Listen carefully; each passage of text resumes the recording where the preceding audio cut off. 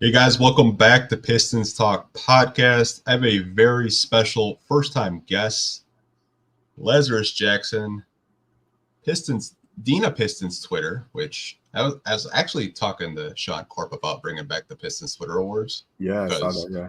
we were talking about, someone said, what happened to Motown Noah and the Luke Kennard and the Blake Griffin thing? Like, that was wild. I was like, I don't know. They should bring it back. But welcome to the show, man. I've been wanting to have you on the show for a while. You're so intelligent and so smart. And like when I read your tweets, I was like, wow, like maybe I'm a dumbass. But welcome to the show, man. No, thank you for having me. It's a very nice compliment. That's a very nice thing to say. But like again, like I had Killian Hayes number 1 on my board, so we all make mistakes, right? I mean, hey man, I was a Henry Ellenson truther for the longest time. So we've all had our guys that we've fallen in love with. I know the chat gives me like shit every time I mention Henry Ellenson. Like Henry Ellenson really was a bust. He really was. Yeah.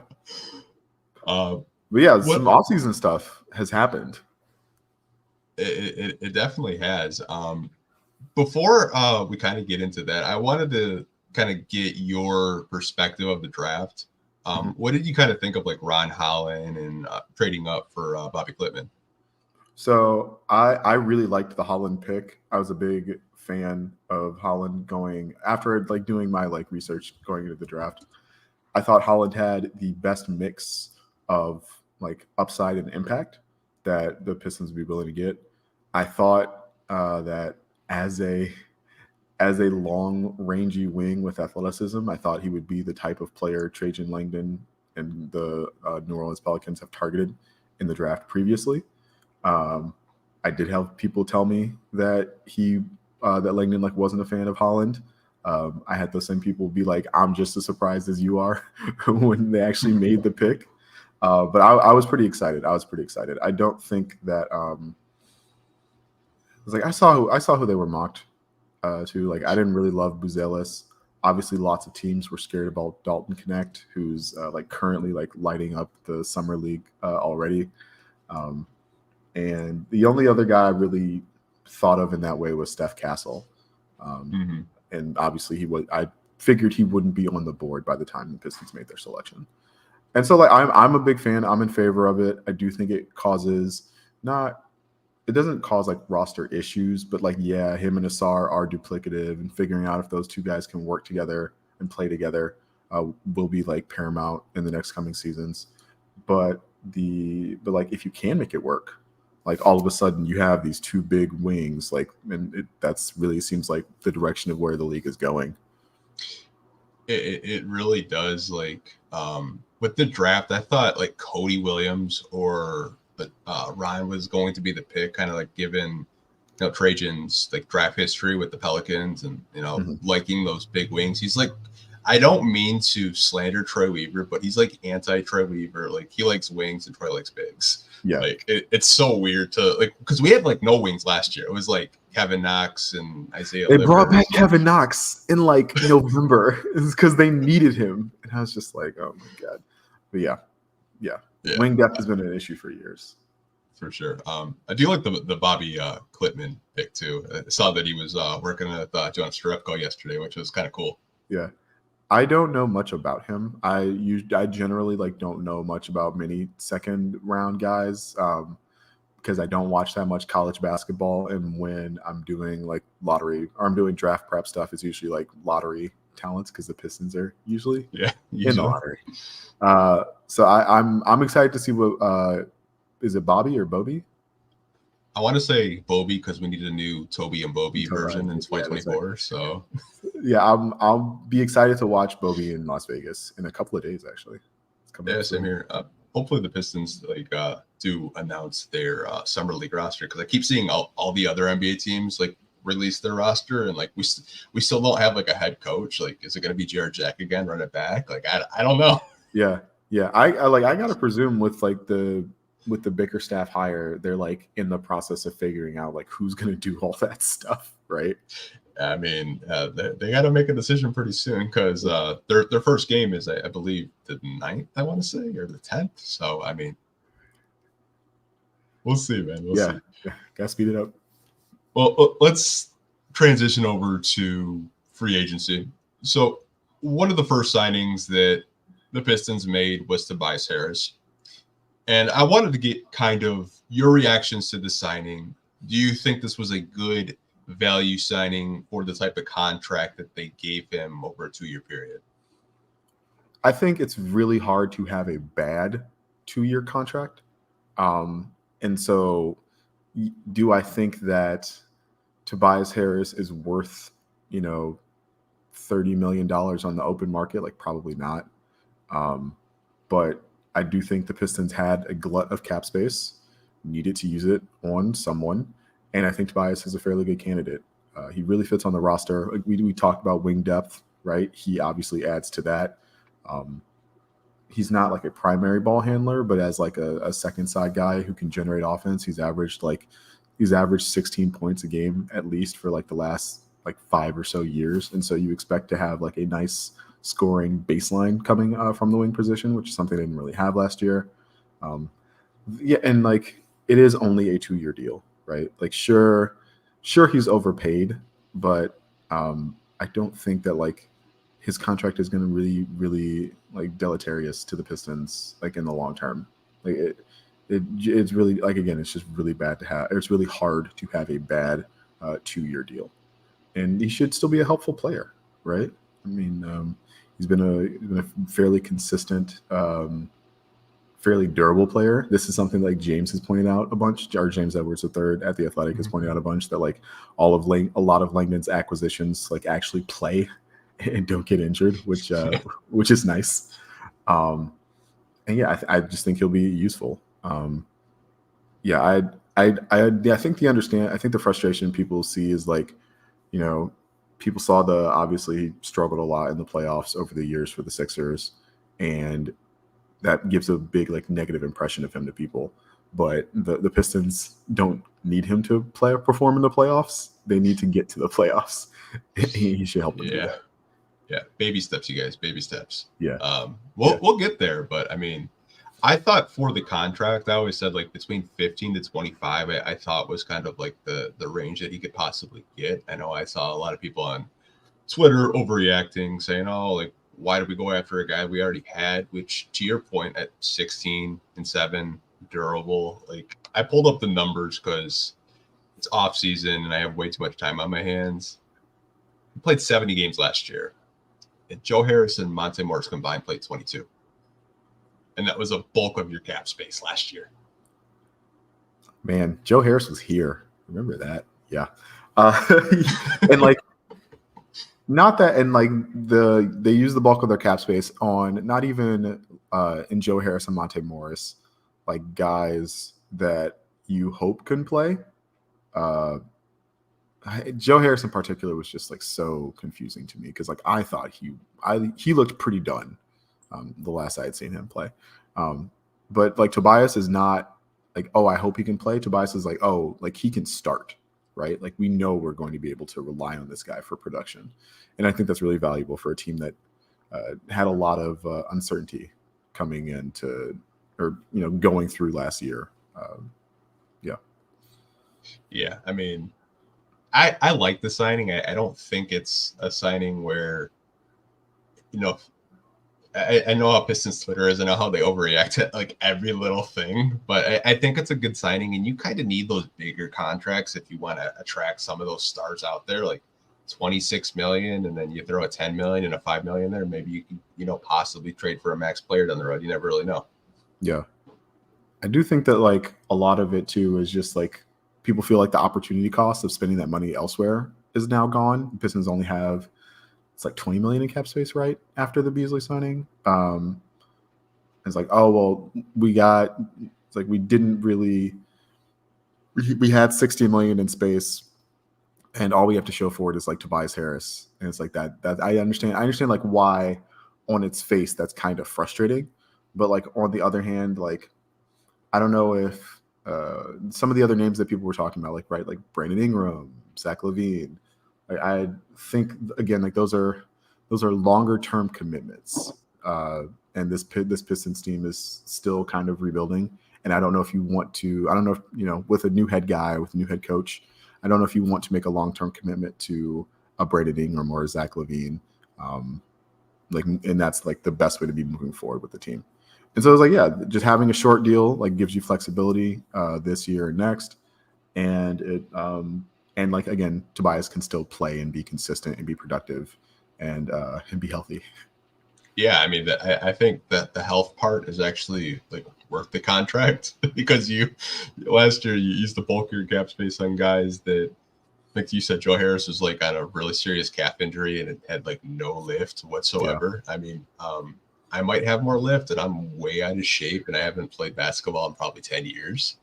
And then the Monte Morris thing was weird. Like he was healthy, then he wasn't healthy, then they wouldn't clear him, and he was traded. And I was like, wow, like that, what a roller coaster. But happy for him in Phoenix. Actually have a point guard now, so they might be able to do something come playoff time. You never know. But yeah, that was a really good signing by them. I like that signing for Phoenix. Yeah, same here. I did want to shift over to Malik Beasley, and kind of the same question. Like, what were your thoughts on the signing, and were you surprised that the Pistons got him for under $10 million a year? I was surprised the Pistons. So my thing was like after the Tim Hardaway Jr. trade, which we're like not doing it in order. I was surprised that the Pistons wanted another of this type of guy, right? Like a heavy catch and shoot guy, playing like, small shooting guard or small forward, but not an amazing defender. Somebody who can be attacked defensively, but like a really useful offensive utility piece. They've been rumored to be in like the Buddy Hield sweepstakes. Obviously, I think the situation that Buddy chose is a little bit better than Detroit. So I can see why they wanted, and you can see why they want to put more spacing around Cade Cunningham and use that to figure out if he's going to be someone you build everything around for the next couple of years. Was I surprised he got like less than 10 million? Like, no, not really. Beasley's a very one-dimensional player. He was very helpful and useful for the Bucks last year. But he also he's had stretches during his career in which he goes cold shooting from three. And if he's not making threes, like there's not really a lot he's offering you. And so I understand why a one-dimensional piece and player like that would not be very heavily valued. The other thing I'll say is not a lot of teams had cap space with the new CBA, with the new second apron thing. His talents, I think, are more suited to a contender, right? As just a guy who comes in and what he does and he's consistent with it. And we've seen him play that role for quite a few contending teams over the last couple of years. But so I think in him signing a 1 year deal that's very, very tradable, I think it's entirely possible that he's flipped at the deadline if he performs. And if he doesn't, then it was just a 1 year deal. He can go back on the market, and the Pistons don't have to force themselves to play him. Right? It's not we handed this guy $15 million. We got to play him. It's no, he can if he's not fulfilling his role. There are other directions the team has to go in. So yeah, I'm a fan, but I like the move. I like Beasley as a piece. I understand what he does. It just surprised me when I first saw the news. I was kind of surprised because I saw the Hoops Hype report. Mm-hmm. It's the Pistons want to target Beasley, but they also want to go in the market for a trade to absorb cap space. And then 6 hours later, it's you get the Shams tweet. I'm like, oh, okay, so we're getting him. Cool. I like him offensively. To your point, he's an elite 3-point shooter. He's a sharpshooter. The one thing that is really weird about him, and I don't know if it's a consistency thing. You look at his free throw numbers, he's either 80% or 60%. There's no in between. It's the weirdest thing. I was just he just flips a coin 1 year. So okay, I'm going to be an 80% 3-point shooter. I think he shot 70-ish last year with the Bucks. But to your point, I think you could flip it because it's only $6 million. It's a 1 year rental. If it works, cool. If it doesn't, it's not that big. And I think it's kind of telling too with Langdon and Blackstone of just these 1 to 2-year deals. Like they're not really committing long-term money on this roster, which I think is smart because you don't really know what you have yet. But yeah, you are putting more perimeter spacing around Cade. I know you mentioned Tim Hardaway Jr. and Malik Beasley, and this is just a question I thought off of the top of my head. Do you think that they got guys like that to try to help Jaden Ivey? Because when Jaden Ivey can, hit his shots, it's great. But when he's not hitting 3-point shots, it's really glaring out there. Yeah. I don't know. I don't know what the expected role for Jaden Ivey is for this season. I don't expect him to play summer league or anything, obviously. But with the way the roster is currently set up, I kind of wonder if he's the day one sixth man backup point guard. Mm-hmm. Just because we have seen he is more effective with the ball in his hands. Infamously, it took Monty Williams 5 months to figure that out. But at the same time, if he has the ball, and he's not always the most efficient player. He struggles to finish at the rim, and his shooting varies very heavily. Right, he'll have remember that week, that Sacramento Portland back to back where he made 13 straight threes or something. It was that wild. that elevated his yearly percentages for 6 weeks. So yeah, I do wonder what the role for Jaden Ivey is going to be moving forward, and I would hope that we get some clarity about that when they actually have the Bickerstaff presser, which I assume is coming. But yeah, the way the roster's set up, it looks like they want to do Cade, heavy shooter, and then wing players, and Jaden Ivey is not a heavy shooter and he's not a wing player. So that leads me to believe he might be the backup, but we haven't had that clearly stated or said. So we'll see. And they also don't have a backup point guard right now either. So yeah, it's so weird because before the Beasley signing, I was like, okay, maybe they run a Cade Ivey backcourt, mm-hmm. and I was just like, well, maybe they run Cade Tim Hardaway Jr., Cade Michael Beasley, yeah, and maybe to your point, they're not signing a backup point guard because I see a lot of people in the chat and even the group chats that we have, everyone's on the Tyus Jones train right now. Go get Tyus Jones, go get him as a backup. Tyus Jones, for the record, has openly stated he wants to be a starter, and so I don't think he's coming to Detroit. I think he's going to look for a situation in which he can play a heavy minutes and be a starter. So I don't know where that's going to be because I like him, but I don't think he's a pretty baseline level starting NBA point guard. So I don't know who needs that per se, but yeah, I would be very surprised if he were to come to Detroit. Yeah, same here. Even though there is that Duke connection there, so you never know. But to your point, I think you could see Ivy as that 6-man or backup point guard role because I think he thrives better when he has the ball in his hands, and running a second unit I think would suit him better than trying to share the ball with Cade. And not to say that they can't play together. I think they can. It just kind of seems like him playing off ball seems unnatural to him. That's just the way I see it. Mm-hmm. I mean, you look at the explosion Cody White made in his career, right? And a lot of that was him getting comfortable in a bench role 2 seasons ago, only to finally build on that confidence moving forward, start a bunch of games for the Bulls, and have a career year last year. It's maybe that's the path for Jaden. Come off the bench for a year, figure out how to play, be productive, but also use that time to figure out how to play off the ball a little bit, and then start off stronger in 2 seasons. It's also possible that we're wrong. They sign some backup point guard somewhere, start Cade and Ivey together, and prioritize figuring that out as a point of development. Yeah. And the other thing is Bickerstaff did a very hard stagger of Garland and Mitchell in Cleveland. And I don't know if that was a coaching policy thing. I don't know if that was something that he wanted to do because it was what was best.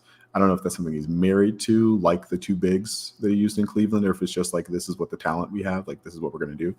And so I'll be curious to see if It's like if they are started, like are Cade and Ivy starting together but heavily staggered, or is Jaden like coming off the bench, right?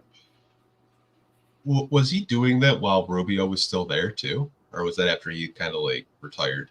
That was they like hoped he could start this season, and he retired. So remember, like right. they had like Craig Porter Jr. for a hot second was playing big minutes for them.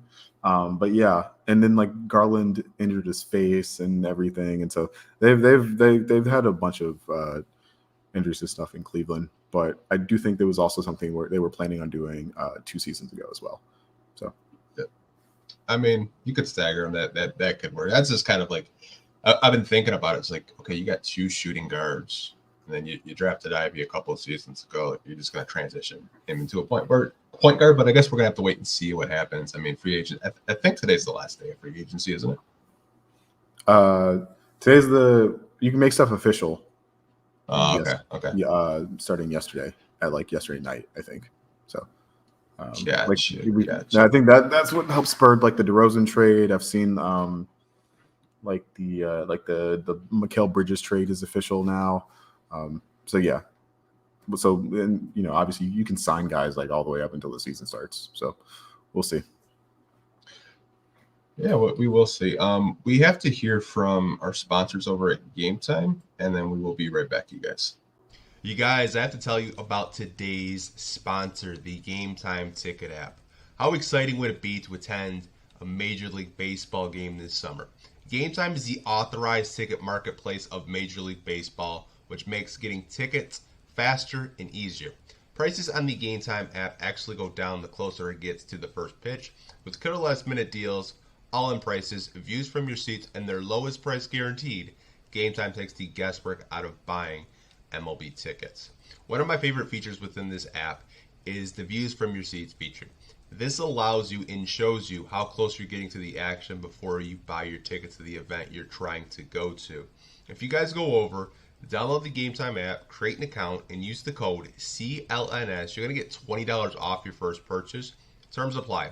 Again, create an account and redeem the code CLNS for $20 off your first purchase. Download Game Time today. Last minute tickets, lowest price, guaranteed. And we're back. Appreciate Game Time for sponsoring today's podcast, and shout out to CNLS Media for sponsoring today's podcast. But wanted to kind of get back into free agency, and the Pistons re-signed a guy that they traded for last year in Simone Fontecchio.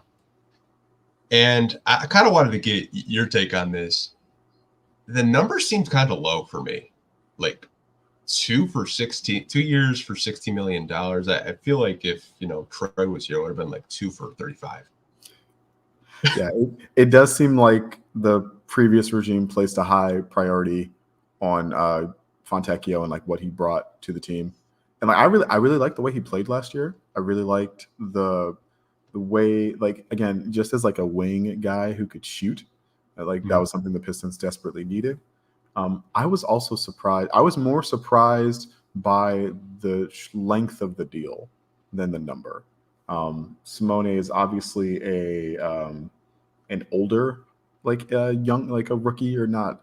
Like he was still a restricted free agent, so like very early in his NBA career. But I think he's 27 right now. It's like that's an unusual circumstance. So I wondered if it was a way for him to be on the Pistons, but like still go back into the market in a couple of years when the cap is going to be really big. And so like that $8 million right now might be the same as like 15 or 16 in a couple of years. So, so yeah, but like I love the signing. He was a guy I wanted to bring back. I did think he played really well with Cade and he fit really well with the team. It's very easy to imagine the kind of role he will play even on like this team. Like again, as we talk about building a team with shooting around Cade, like he accomplishes that. He's a better defender than like the Beasley and the Tim Hardaway Juniors that we've talked about already. He's got a little bit more size. He's a little bit more like athletic and fluid than I thought he was coming into the season. And so yeah, I was pretty happy with it. But yeah, like you, I was surprised that it was like just $8 million a year and just 2 years. Yeah, I'm 100% happy that I was wrong because I did a podcast earlier with Pistons thoughts, Mhm. and me and him were like, maybe 20 million a year. Like we were way off because like I thought that's like the type of bag he could command because he's a really underrated player. And to your point, like he's sneaky athletic. Like he doesn't seem like a guy that could just put the ball on the floor and dunk on your head. Like Mhm. you look at him, you're like, oh, it's just a spot up shooter. He's not gonna do anything. But I was happy with like how cheap the deal was. But to your point, maybe the 2 years is just kind of dipping his toe in the water, and maybe he wants to sign with a contender in 2 years. You never know. Yeah. I mean, and again, like as a restricted free agent, like it's a whole complicated process to get him to go to another team. And so even if he's like, hey, like I want to be in Detroit, but I also want the opportunity to be a, unrestricted free. I want to be able to pick where I'm going to go in a couple of years. Maybe that's Detroit. Maybe Detroit's a great situation to be in 2 years from now. But like for now, like if I'm going to be here, like let's make it a short-term deal. It's like, okay. It's like I hope that works for him. I hope he has a lot of success here in Detroit because like that will mean good things, right? Even as we talk about like Ron Holland and Asar, like he's a guy who should be playing over those guys like right now, right? And in 2 years, you hope Ron Holland is like in that lineup, like doing what a lot of or playing a lot of those minutes. Probably not doing the exact same stuff Simone does, but playing minutes for the team. Because I've seen this debate across Twitter. I know this is kind of going off subject. Do you see him more off the bench as a second unit player, or do you think they just put him in the starting lineup to provide more spacing for Cade? I would start him. I would start something along the lines of like Cade, Beasley, Simone, Tobias, and then like Duren. That's what I would go with. I understand the idea of splitting up, like essentially like splitting up Simone and Tobias to allow you to play like one of Asar and Ron and like not have two non-shooting wings on the floor at the same time, or if you have multiple wings on the floor, like one of them can't shoot but one of them can.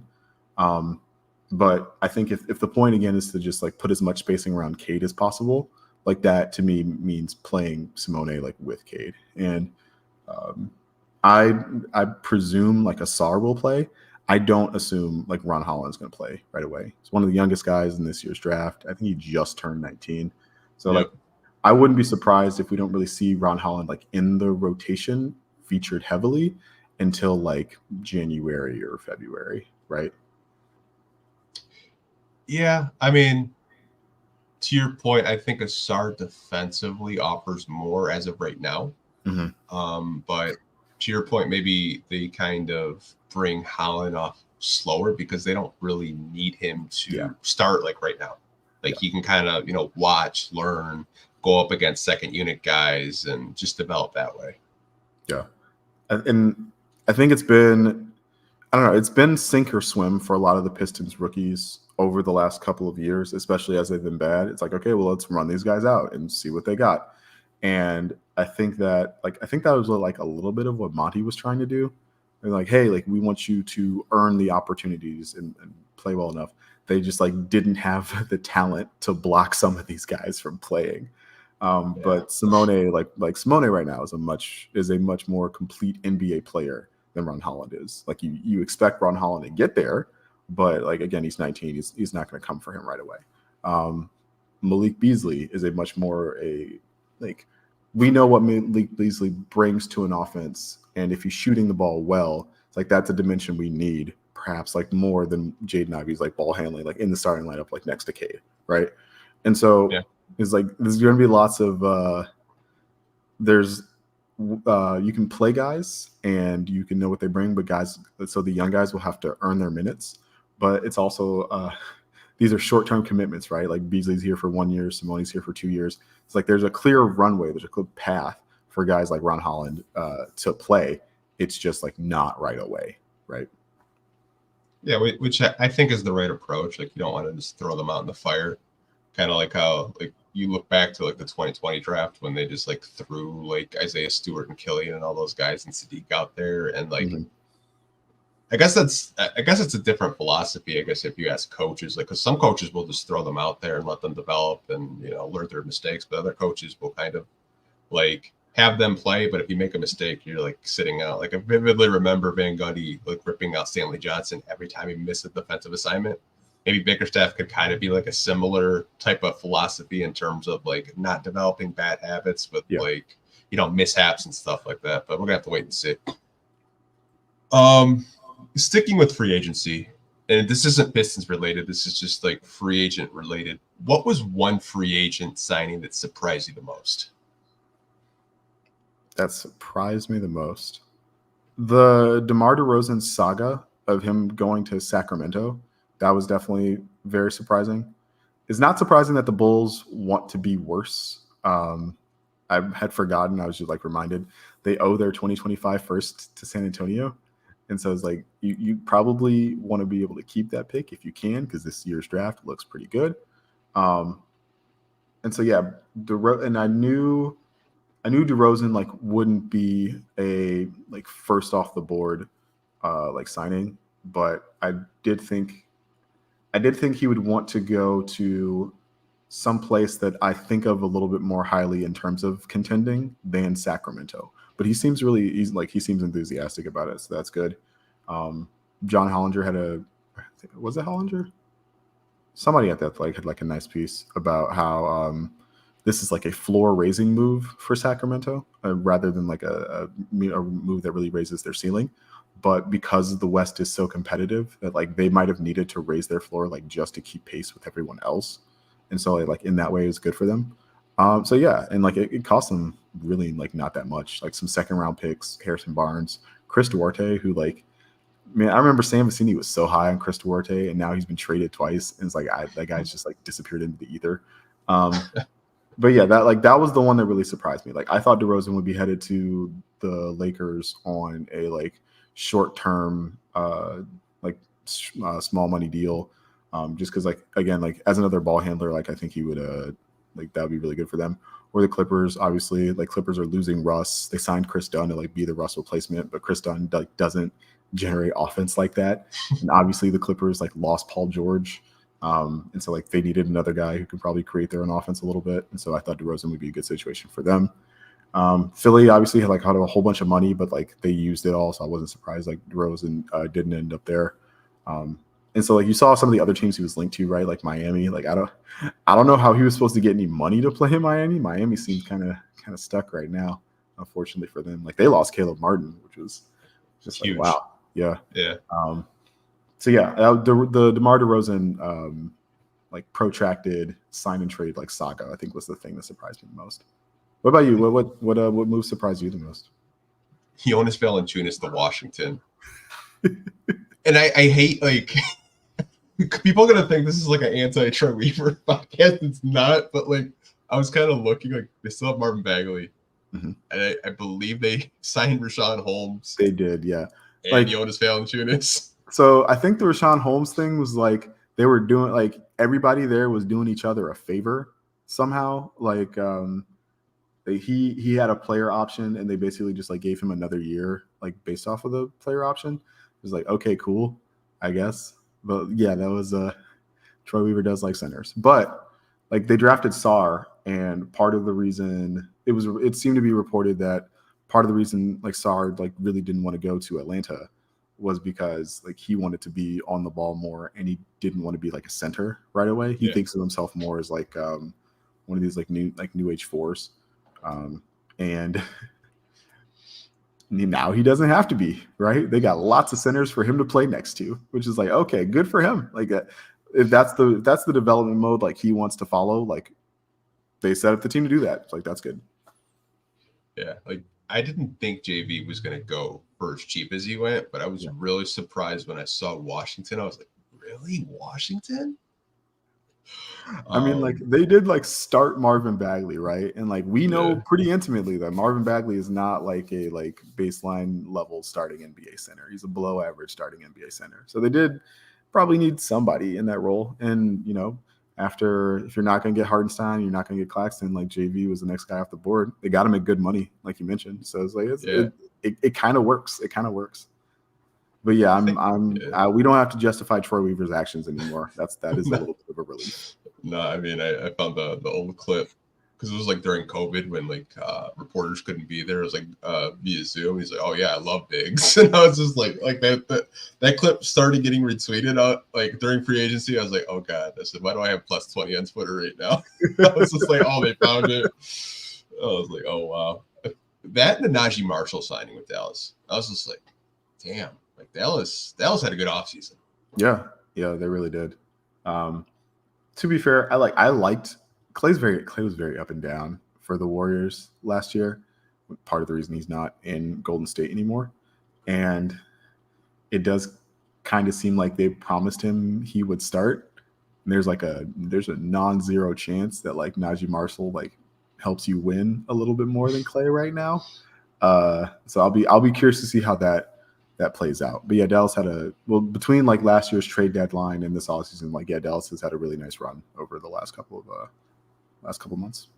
Yeah, I mean, getting Quentin Grimes, Najee Marshall, Clay, and then you still have Kyrie and Luka. Like, yeah, they might run it back. You never know.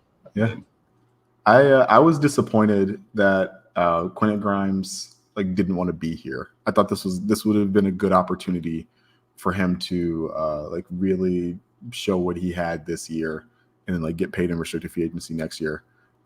But I also understand why, like, if he didn't want to be here, like why the Pistons like didn't want to prioritize like him being here either. So yeah, was that like reported? Because I saw like it kind of rumbling on Twitter that he didn't want to be here. Was that kind of like a reported thing? I've seen it I saw it mostly on Twitter. But it tracks, right? Yeah. Yeah. He got traded here mid-season, like immediately like couldn't play and has been hurt. Like I understand like why he would be unhappy here. Yeah, I mean, I didn't know he was injured until like there's like an athletic reporting that say, "Oh yeah, he's like needs surgery on his leg." I was like, "Oh, so we traded for an injured player? That's the most we could get for Bojan and Alec Burks." Yeah. Sweet. Cool. Yeah. Couldn't even get her pick back. Okay, let's go. That was tough. That was tough. And to be fair, like Burks and Bojan like didn't help the Knicks as much as everybody kind of thought they would.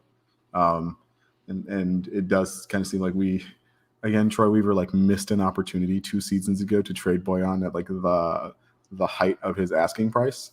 But again, like we don't have to justify Troy Weaver's decisions. No, not anymore. Yeah.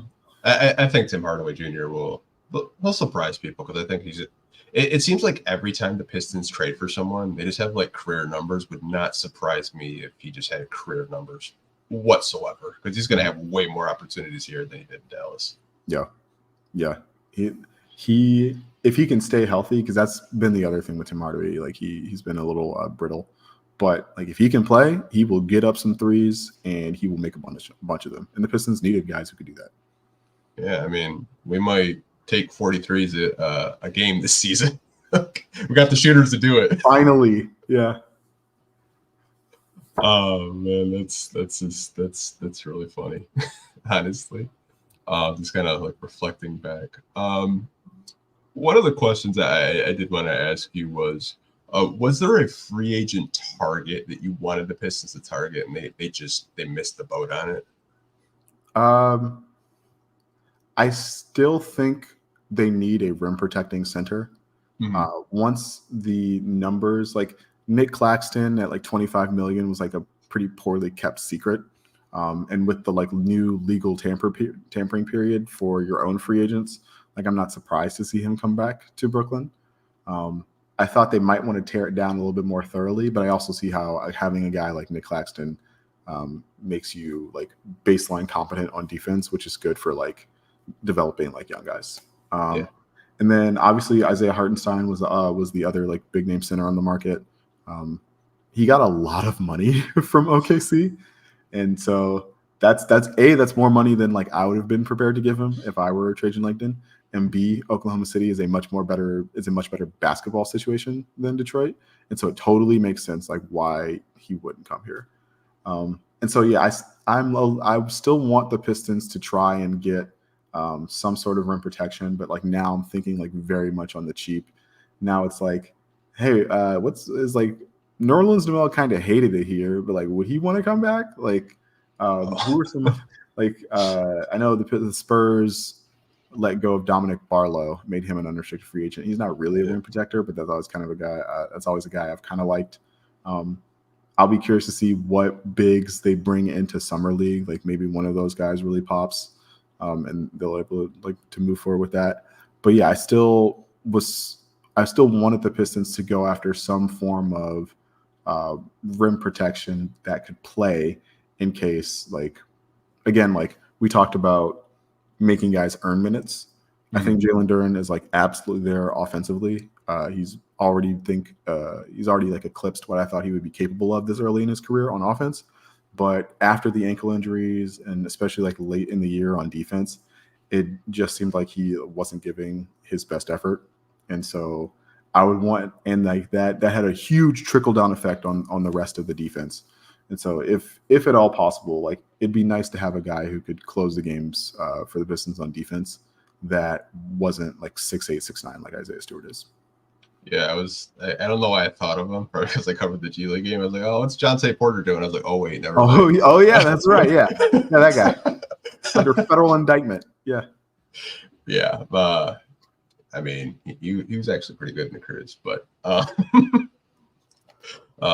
it's funny. Because you can't bet on G League games. You can't.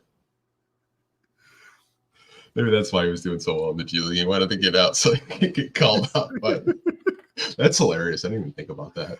Yeah. Oh, man.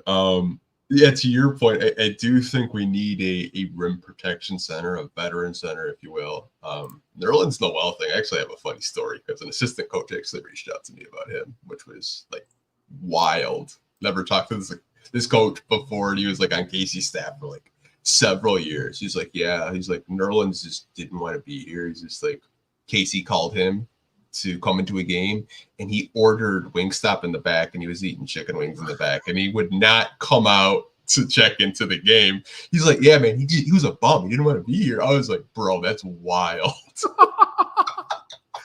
Oh man, that's old school like 80s 90s NBA. Like I need more stories like that. Yeah, like I hope he doesn't mind me telling that story, but he probably wants it to get out there because like Nerlens was kind of capping on IG. Yeah, it's probably fine.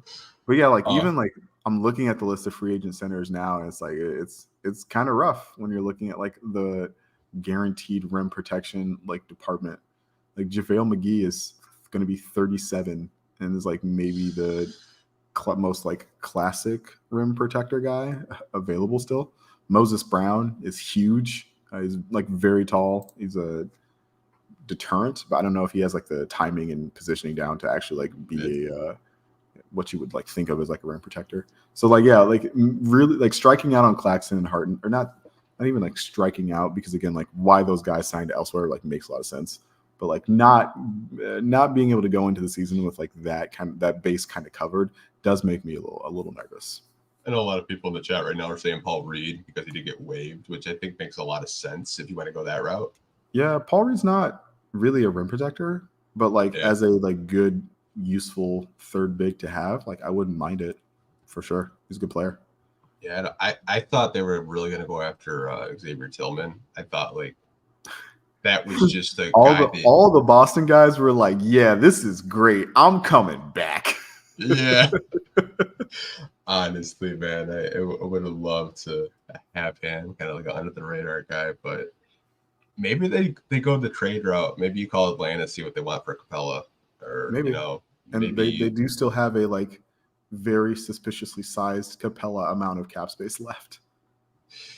Maybe Walker Kessler, I don't know, but Danny Ainge would probably hoard you for picks. I don't know. Yeah. That was so weird to me. Because that was an actual report from, I think it was Jake Fisher at Yahoo, that like there was some coaching struggles, which is like the reason why they would want to even like give up on Walker Kessler. And it's like, man, it's like, I know it's probably because they just want to play 5 out the entire time, and Walker Kessler like very clearly like not a 5 out type of player, but like he was really effective. And if you can't find a way to make that work like that seems like a kind of a failure on your part, in my mind. Yeah, I remember reading the same report and in a whole article about it that their head coach didn't like playing him because he couldn't stretch the floor, which I was like, okay, like Utah, like for what it's worth, has had really good drafts, like Taylor Hendricks a couple of years ago, Walker Kessler, Keontae George, who I absolutely wanted the Pistons to draft, even though they had a lot of guards, like really like his game, but Yeah. I would at least call like that. That's a guy that I think you could pair with Duran because I don't know how you feel about Stu playing that backup center spot. I think that's probably, man. So like back on the Detroit Bad Boys podcast days, me and Ben used to talk so much about like how our evaluations of Stu just like fluctuated wildly because he was never like exactly what we needed in a center, and his limitations on offense before he could like really start stretching the floor were always really apparent. But the team always played so much worse when he wasn't on the floor. So it was just like, I don't know, like this guy just works. And if we got somebody better, it would work better. But like he's what we got. So I guess we got him. So yeah, I think Stu as a backup center is like probably good for him. I liked the experiment of him at the 4 philosophically. But it became pretty clear as the year went on that like he would do like one like really nice drive like every like 3 games, and that's not sustainable from an offensive perspective, right? You need a little bit more ball handling. You need like a little bit more.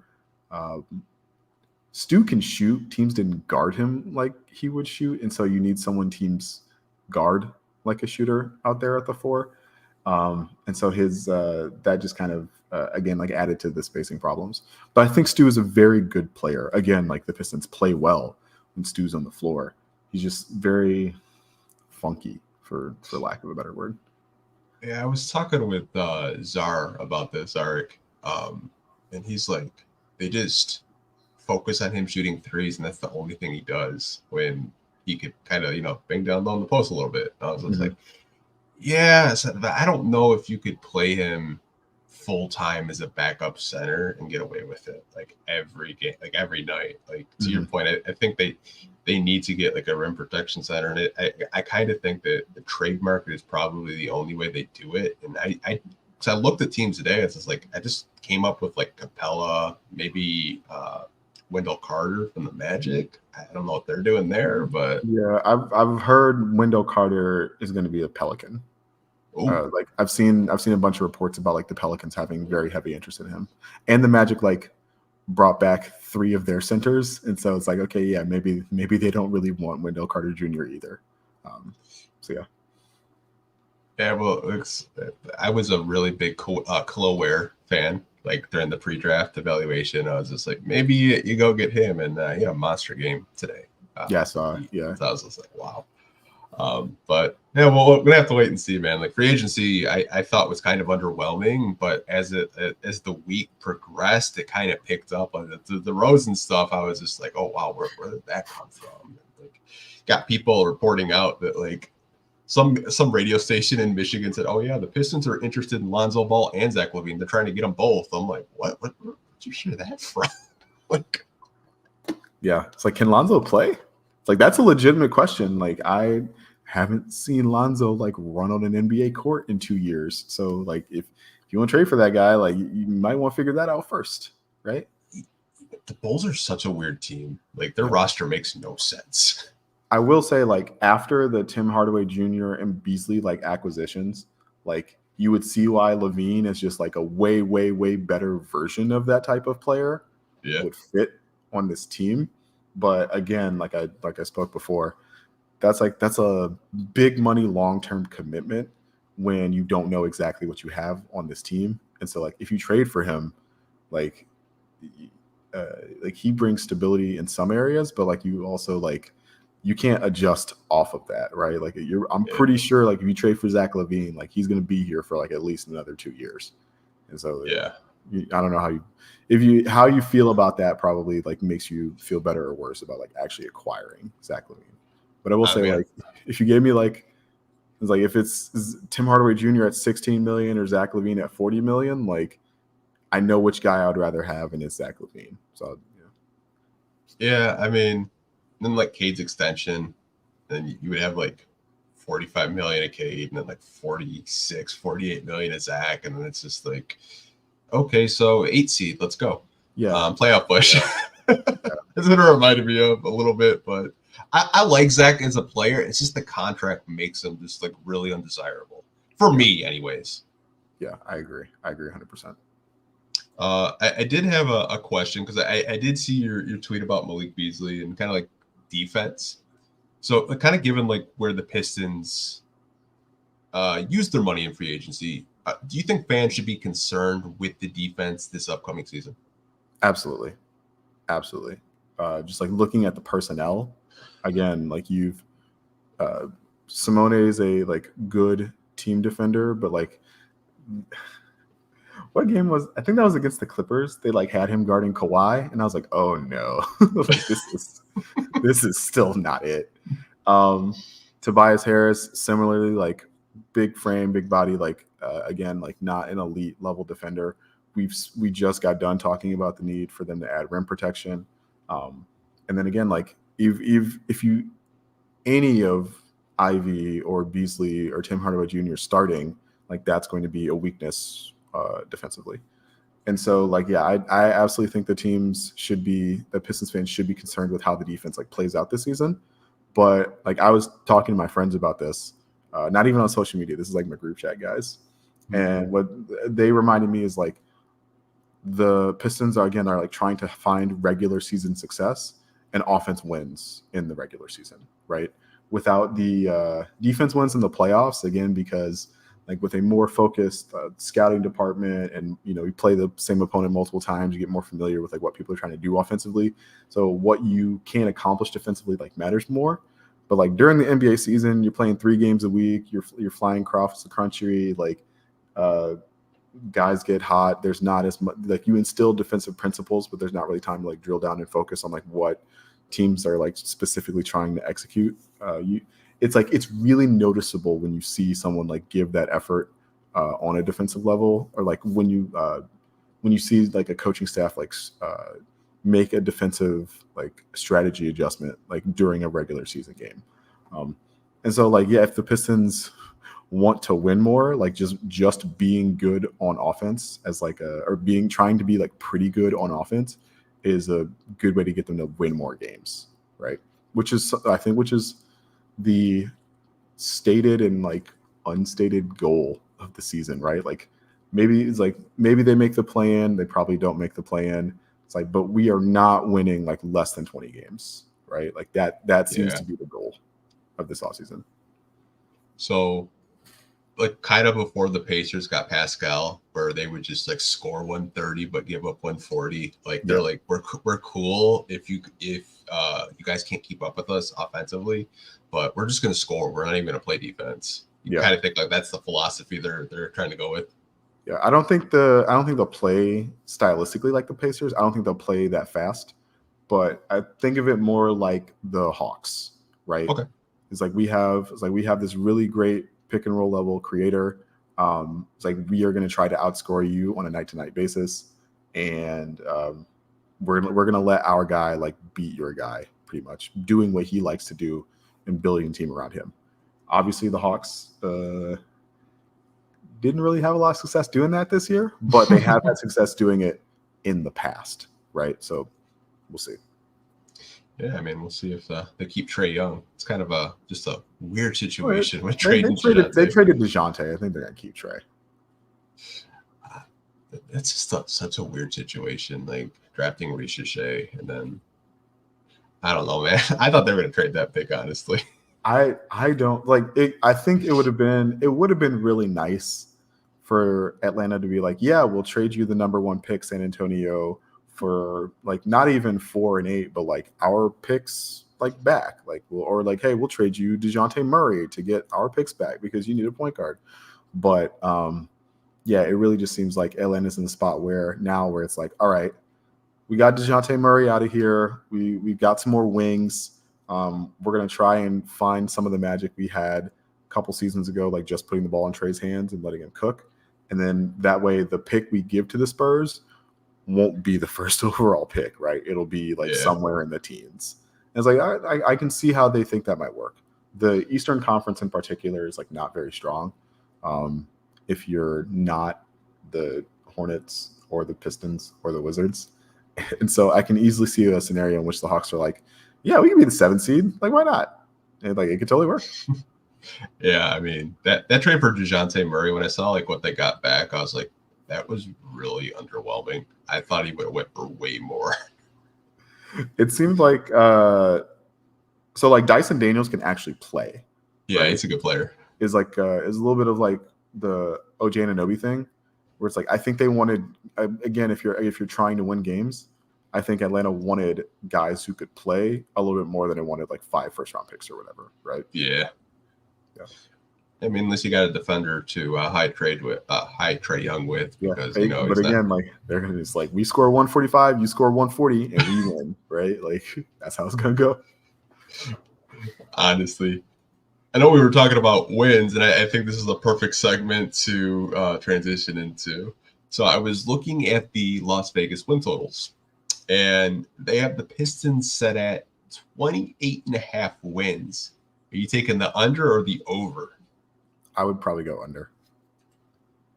Even if I believe that this team is like going to be better than last year from a roster perspective, from a coaching perspective, 29 wins is asking them to double their win total from last year, and I don't think that's realistic. I think like you could easily see like a 10-game jump, but would still like put them under the number, right? Yeah, I think what I'm going to do, because I've been betting the over for the past 4 years, I'm going to take the under, and I'll let fate make me lose money, and then they hit that over, because that's the type of energy I'm feeling right now. I'm going to take the under because I need them to win 28 games, because doubling your win total, I think, would get the fan base out of the dumps, not so depressing. Like, I saw someone on Twitter saying, like, yeah, no one wanted Tobias Harris. No one wanted Malik Beasley. The Pistons had to pay. I was like, oh, my God. Like, go outside. It's nice out. Like, what's your problem? Yeah. I think emotionally hedging the under is, like, definitely the way to go, right? It's like, ooh, they won 30 games. Like, I'm happy they won 30 games. Like, screw that $50 I lost, right? Versus, like, I don't know. I've been doing with this with the Tigers. I've just been like emotionally hedging the Tigers offense for like the last like 2 weeks, because they would score like no runs and be a miserable experience. It's like, all right, like if I have to watch this, like it might as well be profitable for me. And like they've slowly like kind of worked themselves out of it. But that's the baseball podcast that I'm not equipped to like actually do. But yeah, emotionally hedging with the Pistons under, I think, is definitely the move. I would do that. Yeah. I think I'm going to do that too. I should do that. I should pull up in the MGM app now and just do that.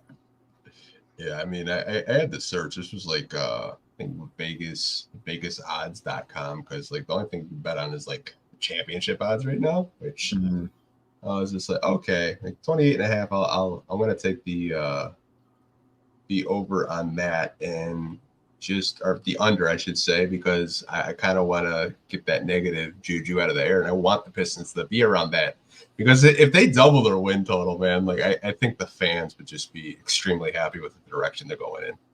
I mean, if the Pistons win 25 games, but have a cohesive plan on offense and defense, and you see like Cade's numbers improve, you see the pieces that they brought in this year like play well and like play according to what like people expected them to.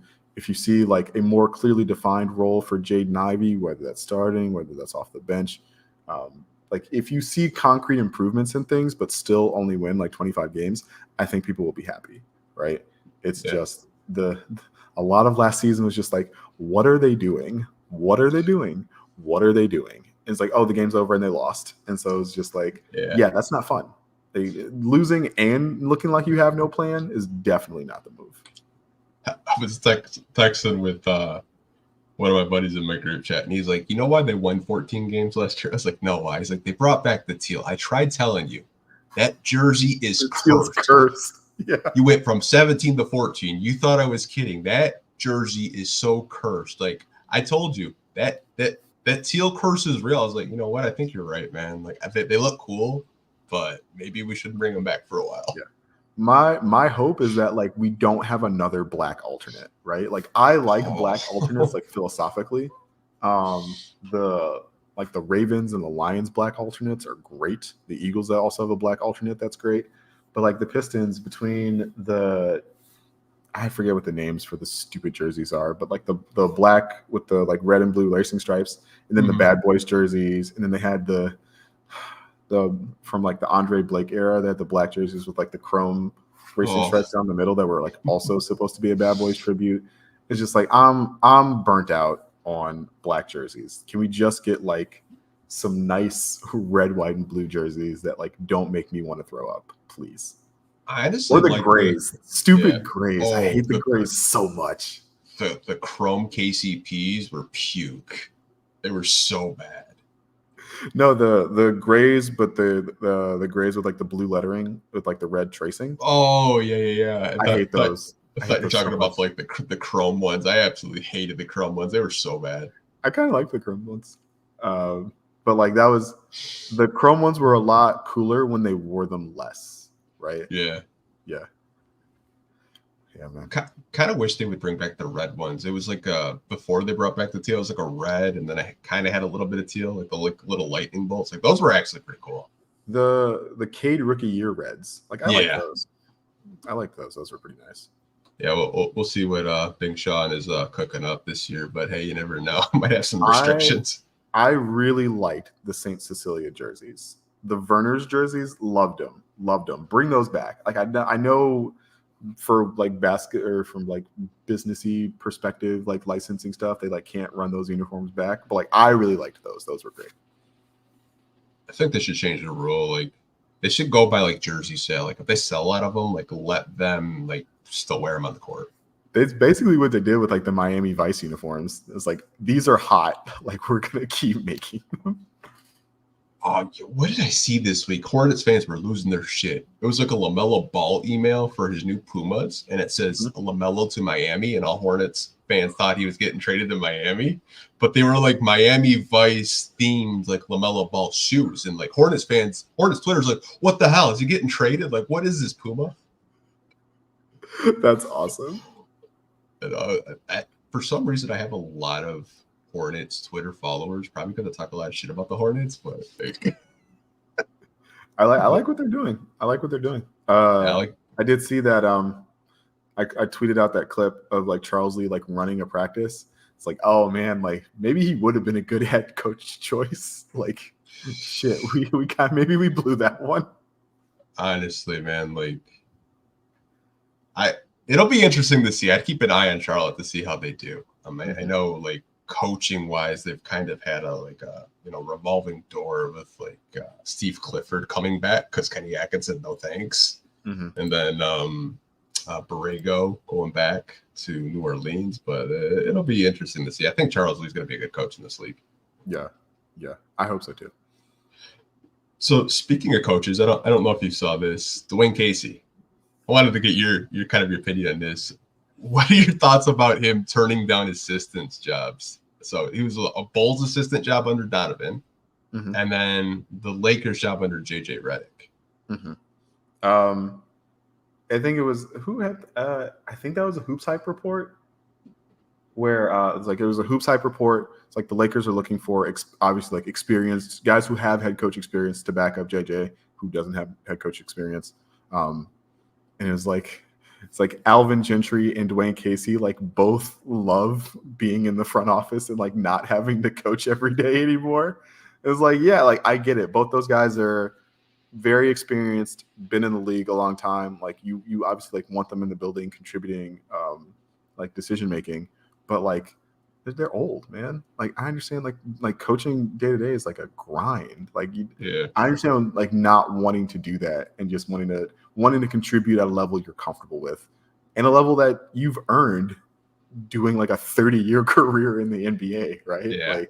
Yeah. So I'm not surprised. And I think James has like spoken about this. Like Dwayne really likes the area, right?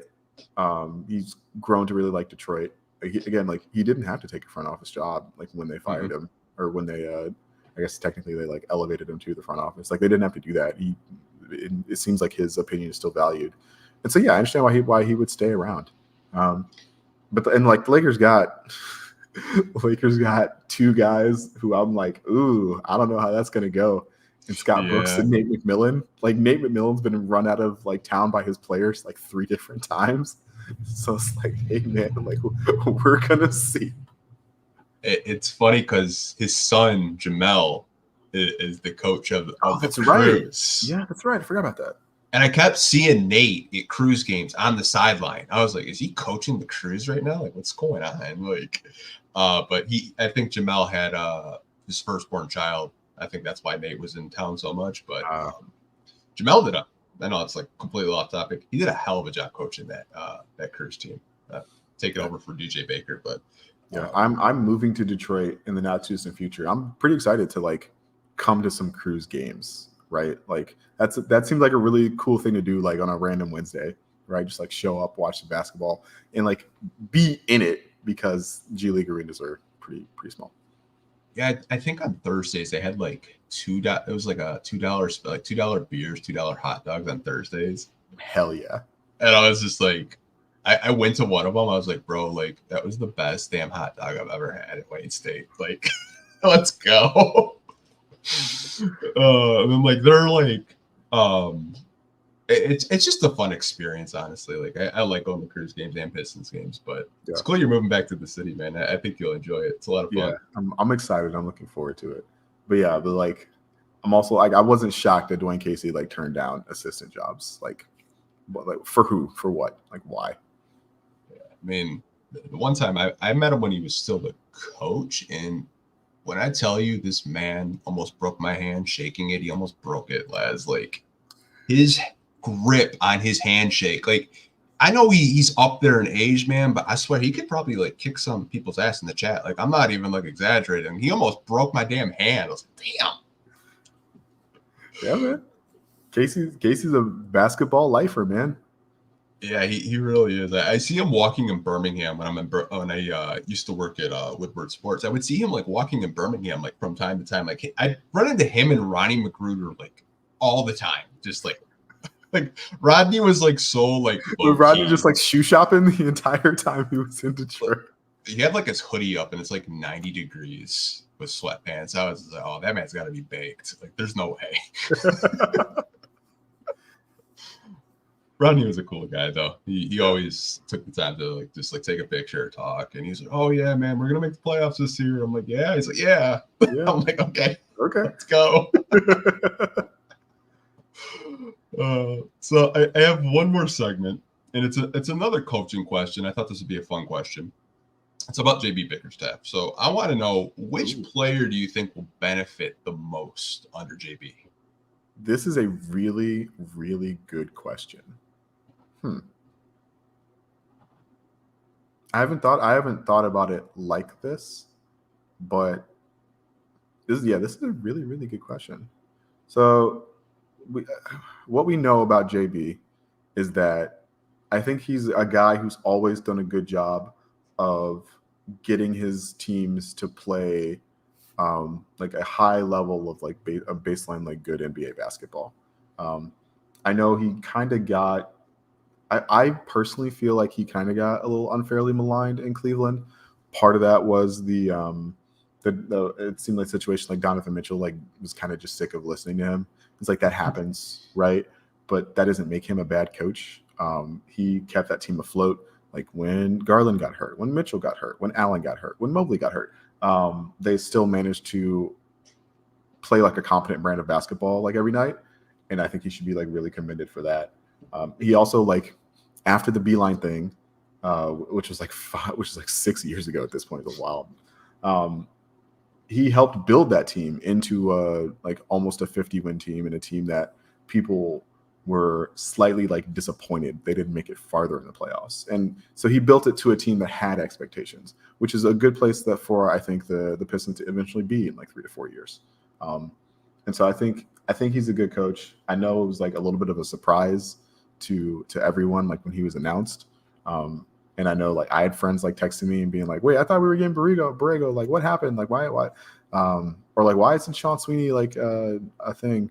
But they openly stated about their preference to get a new head coach that had prior head coach experience. I totally understand that.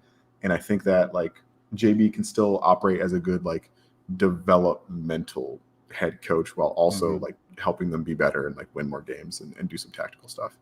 So, but to answer your question, I think the answer might be Jalen Duren. They're bringing back Sidney Lowe, who I believe is the big man coach. And he was previously the big man coach in Detroit. He's done a really great job of helping Jared Allen and Evan Mobley learn how to coexist on the court, but also like they've done a good job, I think, like slowly expanding Evan Mobley's like offensive responsibilities in a way that's been good for him. And my hope is that like, I know we talked about Jalen Duren like not being a rim protector, but my hope is that like if he's coached better or they can help foster his development in that area, like that would solve a lot of problems for them. And, you know, between the work he's done with like Jaren Jackson Jr. and Mobley and Jared Allen, you would think that like Bickerstaff can impart some defensive lessons like onto JD that would be beneficial for him and the team. So I'm gonna say Jalen Duren, but this is a really good question. This is something I hadn't like thought about all that much. I probably thought about this all day, and I was like, maybe it's Asar because Isaac Okoro kind of had like a huge kind of like defensively. I was like, no, maybe not Asar. Maybe Ivy because you know Darius Garland developed quite a bit, but I don't know if that's just because Darius Garland's a good player and he puts the time in. As I'm not that tuned in and not locked in with Cavs games because they're a Central Division rival and I don't like the Cavs. But I was thinking Ivy, but the more I thought about it, I honestly think the one player that might benefit the most is Stu. Because I think Stu is so versatile as a defender that I think they're going to use him in a bunch of different roles. Like maybe they decide, you know, we're playing a bigger team in the front court. Well, we're going to play, you know, Duren and Stu tonight versus like a Tobias and Stu. I think Stu's this upcoming season, I think he'll take another leap. I'm not going to say he's going to be like an all-star like, you know, some people think he's going to be. I'm not one of those people, but I think he's going to take another leap. And I think this season, I think his passing is going to be much improved because I don't really think we got to see a lot of his passing, but you started to see it towards the end of the season with a little bit of the DHOs that he was doing.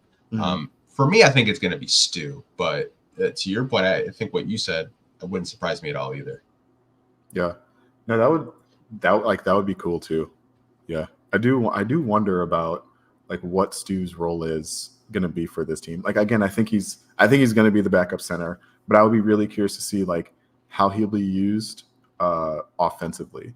Because like as a kind of stretch big, but again, like teams weren't guarding him.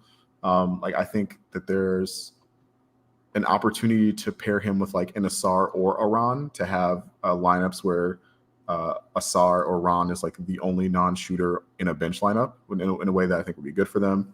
And Stu, again, like what you said about like we're playing somebody bigger, we want to go like two-toe, we want to play Stu and Duren at the same time. Like I definitely think that's a look that they'll leverage sometimes. So like, yeah, that I think Stu's a totally fine answer as well. Yeah, it's like I was trying to think of like fun questions. I was just like, who would benefit under JB? Because I know we haven't even had this press conference. We'll probably get it sometime next week, maybe. Yep. Maybe they won't hit traffic too, and it'll be on time. I'm hoping that good luck with that. Doesn't have to suffer through any hugs and traffic, and he'll be golden. But yeah, man, I'm excited for JB. I think to your point, like what you said, he kind of established a culture in Cleveland, and like kind of got a raw deal because Cleveland, like I don't want to say they choked in the playoffs, but they kind of underperformed, kind of given like the talent that they did have. But I was listening to an old podcast. For anyone watching and listening, definitely check it out. Kevin Love was on JJ's podcast, JJ Redick's podcast, Old Man to Three, and he talks really highly about JB. like really highly. It's just like kind of like a connector, a leader, like really good communicator. And I was just like, that's something they didn't really have last season, in my opinion. Anyway, it's just from like watching the games, because Monty would like draw up a play, and you got players like waving to the fans like while you're out to the game, so like not even paying attention to like the plays that he's drawing up. That's just like, oh wow, they're tuned out. Yeah. I'm hopeful that like this team is definitely going to be better coached than they were last season. I was seeing some stuff on Twitter about too, because of the roster that Cleveland's had like 2 seasons ago. A couple like more film heavy guys said they liked the way that JB coached around having a team with like multiple non-shooters offensively, and so that would be nice if you want to play like a Sar and another non-shooter. You want to play Sar and Duren together or something like that. Like it'd be nice to still find ways to score the basketball with a clogged paint and less spacing. Some off-ball movement stuff. I do like Fontecchio will be like really good for Fontecchio and THJ, who I think will be good for like more off-ball movement stuff to help like get the defense in rotation and make decisions easier on the guards. So yeah, I think I remain really hopeful that JB is going to be a better coach for the team this year. Someone asked a question, and we'll do one more question. We could wrap it up. Did you see the video of Lonzo Ball talking about Fred Vincent? No. So he said that, I think it was a podcast with like him and Trae Young. He's like, it's 3 weeks until the season starts. And he comes to me and said, yeah, we're going to change your jump shot before the season starts. Like completely reworked it. So someone in the chat was asking, do you think he would do the same thing with the Sar? Because when you look at a Sar shot, not saying it's bad, but like the mechanics of it kind of just give me anxiety. Because I was like, maybe you can kind of rework it. Do you think maybe Fred Vincent sits down with him and maybe they try to rework a shot that's a little bit more fluid? I definitely hope so. Like that's a big part of why I was excited about Fred Vincent being hired. The thing with Asar was so funny, right? Lots of people noticed this. I'm not the only person who said this, but when he took like those like sub 10-foot mid-range jumpers, his form looked a lot more natural and clean, and he looked comfortable doing it. When he took free throws or when he took threes or like a catch and shoot three, you could see mentally him like working through the process of taking the shot in a way that probably not great if you're trying to like do stuff at like live action. So I definitely think there's an opportunity there for that shot to be reworked in a way that is both like fluid and comfortable for Sar, but like also like makes him a somewhat accurate shooter. I don't think you'll ever get to Sar being like Malik Beasley. Like I don't think that's in the cards. But like I would really hope to fix Asar's free throw shooting. He's a below average free throw shooter, and he is the type of player, his style of play, that he could get fouled a lot. And so it'd be really beneficial to fix his free throw form or fix his free throw stroke before anything else. And I was like, yeah, well, they'll figure that out though. I do think that's a large part of the reason why they brought Fred Vincent in. Yeah, I mean, in a group chat, I was talking with some people, and they were like, well, like, what's the difference between Ron and Asar? Like, Ron Allen shot terribly in the G League. I was like, well, Ron's form, there's less to work with there, and there's more fluidity in it. Well, I could not say that word. Holy crap. There's more to work with there, to where I think if you work with him over like the next year or so, who's to say he's not like 30 to 32 from three. With the Sar, it kind of like, to your point, like when he's like those like turnaround like mid-range jumpers, they look really pure and they don't look forced. And when he's shooting a three, it's like kind of sideways, or his feet aren't straight, or shoulders like twisted. And his free throws bother the crap out of me because he doesn't bounce the ball before he shoots it. I know it's probably the stupidest thing to complain about, but watching, like, he doesn't dribble the ball and it gives me anxiety. I was like, dude, dribble the ball. What are you doing? Yeah. So I want to give Matt Way, who used to write for us at Detroit Bad Boys, and now is just like a good Pistons follow. He tweeted something out that like really resonated with me. He says he found it really interesting that people assumed that like Ron Holland was a terrible shooter because he shot a low percentage from three on a very low number of attempts. But like people were skeptical of Cody Williams because he shot really well from three, again, on a low number of attempts. And so it was like one of those things where it's like, okay, Ron makes 2 more threes over the course of a season. And like all of a sudden he's a 30% 3-point shooter instead of a 27% 3-point shooter. And people are a lot more like interested in it, especially because like you mentioned, like Ron Holland's shot doesn't look broken, right? It looks like he can shoot. It just looks like he like needs some work. And I will say like that was also the case for Buzelis, who shot worse than Holland from three in the G League. But it's like the adjustment from the high school line to the NBA line, which the G League uses, is a really big difference for 18, 19-year-olds. And so you would think that like, you know, a couple off seasons of strength training and just being able to get more comfortable with like the distance of the shot, and like those guys would develop into better shooters. That was one thing I remember like Bruce Brown saying, is that like after his rookie year, he was like, yo, I never realized how far the NBA 3-point line was until you're just like out there like trying to chuck it from 23 feet. I saw and you mentioned Bruce Brown, and it made me think of an NBA University chart I saw. Like Bruce was like elite from the right corner, but like completely terrible from the left corner. I was like, wow, how does that happen? Like, that's crazy. Yeah.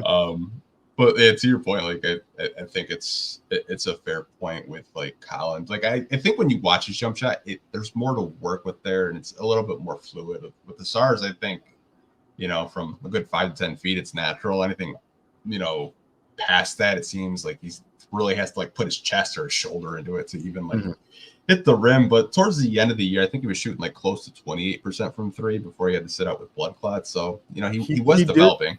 He did seem to shoot a little bit better because he had like the facial fracture, right? He got elbowed in the face. And it seemed like after he like got the mask off from that, he got more comfortable with like taking some of those shots. I've been watching like a bunch of Cade highlights because that's what I do during the off season. And you can see like you can see his assists to Asar are like, you see Asar like just like looking slightly more comfortable than he did at the beginning of the season. The Knicks game that they infamously lost because Asar got tackled and they didn't call the foul. You could see like Cade. You remember Cade had a really great game that night, and Asar hit like a late 3, and you could just like hear the disbelief in Mike Breen's voice. He's like, Asar Thompson, like from the corner, like what? Like the bang he had was just like bang, like he was like in disbelief. He didn't want to say it. It's like, wow. Yeah. Oh man, like I honestly, I think it's very intriguing to see if he does rework his jump shot. I think a lot of players will benefit from Fred Vincent. Honestly, I mean, they haven't really had a shooting coach that's like what David Hoopla under Van Gundy's staff. So we'll see. Okay, I thought I lost you for a second, but my computer's my computer's just like, yeah, let's do a virus protection thing right now. I'm like, no, go away. Would you like to use AI to help you do whatever you're about to be doing? Oh man, AI scares the crap out of me. Literally, like how you got like AI on Facebook posts and saying this is what people are saying. I'm like, I don't care what people are saying. We should all know less about each other. Literally, I don't care that you went out drinking with the boys and you don't know where your cell phone is. No, I don't really care. Like, that's cool. Do you have time for like maybe 1 or 2 Q&A questions? Because there are some people. I think we have like almost 1,700 people in here right now just watching. Yeah. Let's see if there are any Q&A questions. I did see a question about, let's see. Holland's 19, actually turned 19 today, so happy birthday to him. I can't find the question, but it was about Mitchell Robinson. Do you think that would be kind of like a realistic target for them to trade for? Do you think New York is kind of like, oh, now we need a center? Like, we don't want another center like leaving us? Yeah. I think after losing Hartenstein, they probably want to hold on to Mitchell Robinson pretty tightly. Saying Mitchell Robinson, though, reminded me that like Robert Williams, as Portland has eaten and drafted Klingon, Robert Williams is a guy who, if healthy, was like obviously was an elite level rim protector, but like has always had problems staying healthy. And so I think, but he also makes like less than 20 million, so you can just trade him into cap space. But Portland, obviously, they're also rebuilding. They would want some picks and some stuff, so like that's probably the sticking point. But that would be a good addition if the Pistons could swing it. Portland's roster is weird. It's because you got like Jeremy Grant, DeAndre Ayton, but then you drafted Klingon. It's just like, okay, so are we gonna like, if we're winning like 30, 40 games, we push for the play-in, we're not mad. But like if we lose, we get another draft pick, we're not mad either. So it's kind of like confusing with like the whole Portland roster. I think Jeremy is like the Lakers like plan F. And so we'll see if like Jeremy like is actually like on the Trailblazers to start the season. But yeah, between like, because they're definitely like doing a youth movement, but also like drafting Klingon is not a huge like vote of confidence in DeAndre Ayton. So it's also like, okay, well, where are you going to trade DeAndre Ayton then? Because I don't know how that's going. But yeah, so I remain like interested with what's going on in Portland. I don't think they'll be terrible. Yeah, I don't know. I know a lot of fans were hoping Chauncey got fired so he could be the Pistons coach. Like it's just like such a Pistons like fandom thing, which I was like, yo, you guys need to stop doing this. I like Chauncey as a player too, but chill. Yeah, I don't know if like is Chauncey a good head coach? Like I know the roster has not been set up for him to have success from like a wins and losses perspective in Portland, but they've never struck me as like particularly well coached under Chauncey either. So like I don't know if Chauncey's a good head coach or not. So it's one of those things. I mean, they fired his brother but kept him, which if I was Chauncey and they fired my brother, I kind of feel some kind of like type of way. But like, yo, like what? Am I getting fired or like what's going on? I think it's definitely on the table that he's like gone within the next couple of seasons. Yeah, for sure. Okay. Now I swear people just like have this playing and then they're not listening, and then you get like all these questions just bombarded as soon as we said, hey, like we're doing questions. Okay, some of these I cannot answer, and you guys know that. These are just like wildly inappropriate. I'm not even gonna answer it. Like, good lord. I'm not gonna talk. I'm happy I can't see the chat. Yeah, I mean, someone's just like, because we have a Pistons group chat on Bunches, and someone found JB Bickerstaff's phone number, and they texted him. Oh, yeah, that's not good. Yeah, and like talk about someone's like leak JB's number. Like, no, I'm not leaking his number. Like, no, like, he probably has a new phone number by now because you guys have been texting him like all week. Oh man, it's like I don't know how fans find this. Like, I don't understand it. Yeah. Was that James who had the article about like the autograph seekers who like are devising like invasion of Normandy level strategies to like bump into players in order to get their autographs, and it's just like this is wild, man. Like what are you people doing? But yeah. We'll do just this one question and wrap it up. Do you guys think the organization on this free agency made Cade happy this time? I think so. I think Cade was frustrated with the lack of shooting around him. I think Beasley and Tim Hardaway Jr. got like the Ashton like tweet, which is like the unofficial Cade seal of approval. And so yeah, I think that surrounding Cade with shooters will make him happy, and the Pistons did a good job adding shooting to the roster this offseason. So yeah. Ashton had a funny tweet. He's like, Lion went 0-16 and now they're Super Bowl contenders. Why not us? And I was like, Ashton, love the positivity, man.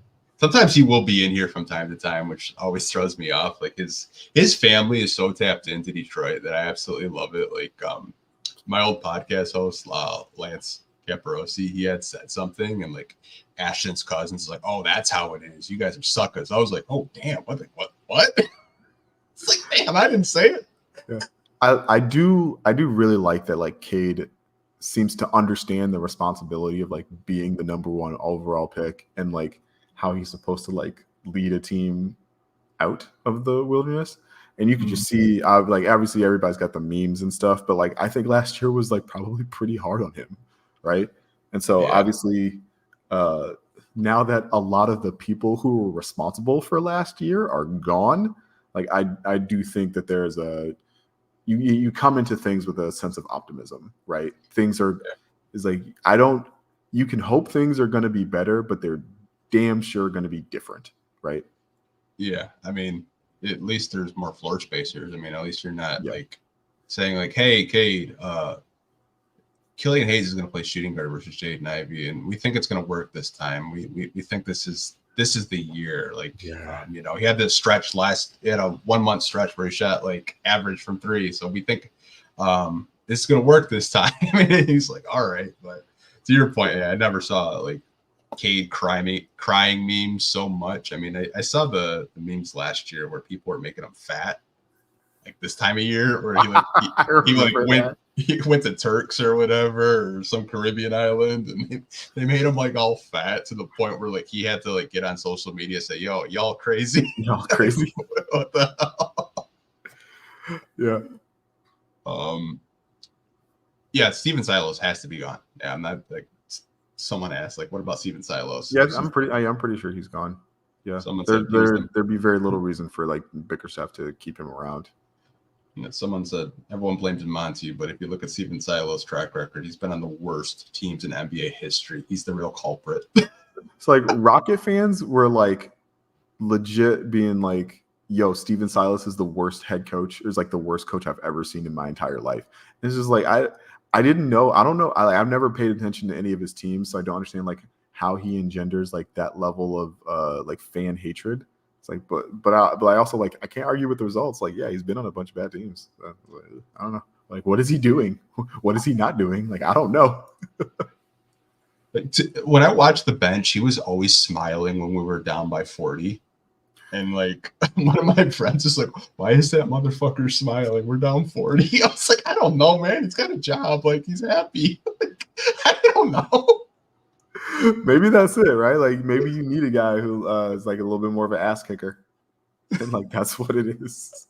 Honestly, I can't answer half of these questions because you guys are just out of control. I can't even answer these in the group chat that we have because I'm pretty sure the FCC would like flag some of these questions. But I do want to give you the opportunity to plug yourself, anything you're working on, social media, anything like that. Sure. Yeah. No. You can find me on Twitter at the handle that's like right underneath my name, right there. There we go. Right there. That's the main way to reach out to me. Again, like I am moving, so I do hope to be like more accessible in person. Like maybe do some like I don't know if I'm gonna start up a new podcast or not. Probably not. My life is very complicated right now. But like I do want people to be like, hey, like if I go to Pistons games or if I'm at Cruise games and stuff, like and you see me, like I want people to feel comfortable being like, hey, what's up? Like I love your Twitter account. I would think that was really cool. So yeah, just follow me on Twitter. And obviously, like I don't do too much work for Detroit Bad Boys anymore, but I do still want to shout out the team at Detroit Bad Boys. Wes Davenport and Blake Silverman did a great job hosting the pin down in my stead. Sean Corp does a great job like rallying the troops and getting everything out for people on site. And then, just check out DetroitBadBoys.com. For sure. I mean, I feel like if you don't know who Detroit Bad Boys are, you live under a rock because some of the articles that they put out, like the breakdowns, like I read Sean. It was an article that Sean wrote about Tim Hardaway. I read it like 3 times because it was so damn good. I was like, man, Sean's the best. Like, he's awesome. So good. He's so good at just articulating stuff. So I was like, okay, I feel a little bit more confident now. I know the Pistons used his question in like a video, and I feel so bad because Pistons fans got mad at this question that he asked Trajan. I was like, I thought it was a good question. Like, yeah. I don't know why they got mad. Like, I know he's personally been pumped to do more like in-person press stuff to get like that level of access, and I think that's been really cool. Yeah, I think I met him one time at back when I worked at Woodward Sports for like 2 years. I met him at a draft party, and like he was like, you could tell like he I don't know if he was like uncomfortable because it was Woodward Sports, like, or it was just like, yeah, like cool, because like they were kind of like asking him to like retweet their stuff. I was like, yeah, to retweet your shit, like. But I don't know. He seems like a really nice guy. I did try to get him on the podcast, but I know he's probably extremely busy. But I appreciate you coming on because, again, like I said, I read your tweets. Makes me feel, I don't want to say I'm dumb, but like you're very intelligent the way you articulate stuff. But yeah, no, I get what you mean, and you know, thank you for having me. It's like I was surprised, not like oh I expected to be invited on, but you were like, yeah, this is your first time. It's like, oh yeah, this is my first time. Like, yeah, okay. Yeah, So like I feel like I've done every Pistons podcast there is to do at this point. And my DMs are open, right? Like if you got a pod and you want me to come, like, yeah, sure. I'll talk about the Pistons with anybody. It's so crazy. I know this is like completely random, but like when I first started on YouTube, there was like maybe one other Pistons YouTuber, and that was like Everything King. Like he was like probably like he's like the OG of like just YouTube.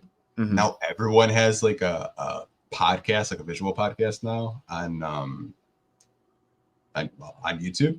My brain just like went completely like brain fart. That's what happens when you get like 2 hours of sleep. But it's crazy, man. To like see like Wes and Blake do it. I mean, Bryce and Amari have theirs. I mean, you have there's just so many that I'm probably forgetting. Koo, like how can I forget Koo? Yeah, doing it 5 days a week. Like I don't know how he does a podcast. I have no idea how he does it. Zero clue. I don't understand it. That guy deserves a raise, a medal, a key to the city. Like what the like Koo's the best, man.